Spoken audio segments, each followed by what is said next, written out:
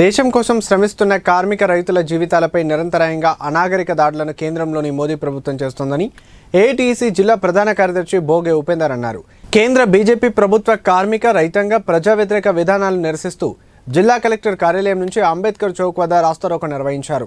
ఈ సందర్భంగా trade union నాయకులు మాట్లాడుతూ మోదీ ప్రభుత్వం కార్మిక కర్షక వ్యతిరేక విధానాలు అవలంబిస్తున్నారని, నల్ల చట్టాలను తీసుకొచ్చి రైతుల పట్ల చిన్నచూపు చూస్తున్నారని అన్నారు.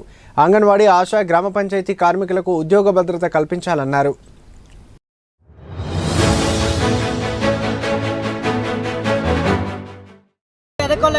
నరేంద్ర మోడీ ప్రభుత్వం కార్మిక కర్షక ప్రజా వ్యతిరేక విధానాలకు వ్యతిరేకంగా ఈరోజు దేశవ్యాప్తంగా కూడా ఒకరోజు సమ్మె, అలాగే గ్రామీణ భారత్ బంద్ నిర్వహిస్తున్నాం. ఈ దేశంలో కార్మికులు అనేక ఇబ్బందులకు గురవుతున్నారు.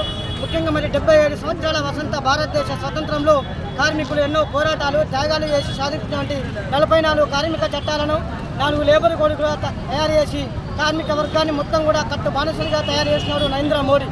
ఆ వెంటనే 4 లేబర్ కోడ్ని వెంటనే రద్దు చేయాలని ఏఐటీసీ పరంగా కేంద్ర ప్రభుత్వాన్ని డిమాండ్ చేస్తున్నాం. అలాగే స్కీమ్ వర్కర్లు ఉంటారు, వీళ్ళందరూ కూడా ఐఎల్సీ తీర్మానం ప్రకారము వీళ్ళందరినీ కూడా ప్రభుత్వ ఉద్యోగులుగా గుర్తించాలని, కనీస వేతనం 26,000 రూపాయలు చెల్లించాలని, అలాగే ఈఎస్ఐ, పిఎఫ్, ఉద్యోగ భద్రత కల్పించాలని సుప్రీంకోర్టులు చెప్పినా కూడా అమలు చేయలేని దౌర్భాగ్యమైన పరిస్థితి ఈ యొక్క కేంద్రంలో ఉంది.